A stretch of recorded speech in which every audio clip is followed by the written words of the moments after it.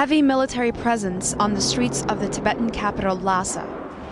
Deserted streets, blocked roads and closed shops as a curfew remains in place following the deadly anti-China demonstrations that took place on Friday. It's messy out there. Many Tibetans saw cars and destroyed them. They hate the people they saw. They hate the Chinese. They might be unhappy or unsatisfied with the government or something else. Cars burned, shops were looted, and crowds of ethnic Tibetans clashed with police and soldiers. The independence protests were the fiercest in the region in 2 decades. The protests, which grew from peaceful demonstrations led by monks earlier in the week, had turned violent. These photos obtained by Al Jazeera were taken by tourists and show early incidents of the protests in Lhasa. And the government response was swift and harsh. Fighting, looting, burning. These actions destroy the stability of society. These events can be described as an organised and planned plot. We are very determined to denounce this separatist activity, and the plot will not be successful.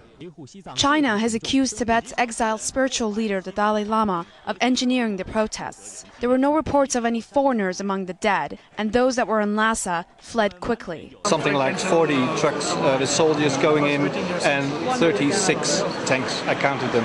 Because they went by my hotel, my new hotel.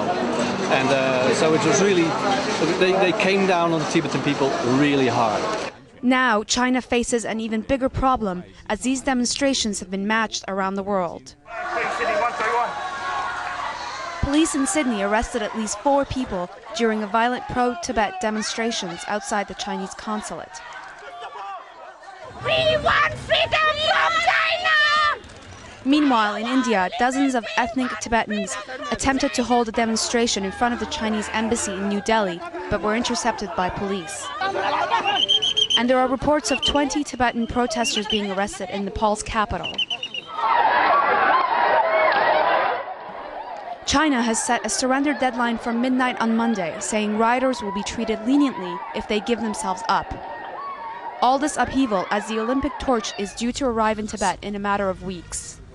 Today, Lhasa is under a forced calm, but the Tibetan people have clearly made their voices heard around the world. Dorsa Jabari, Al Jazeera.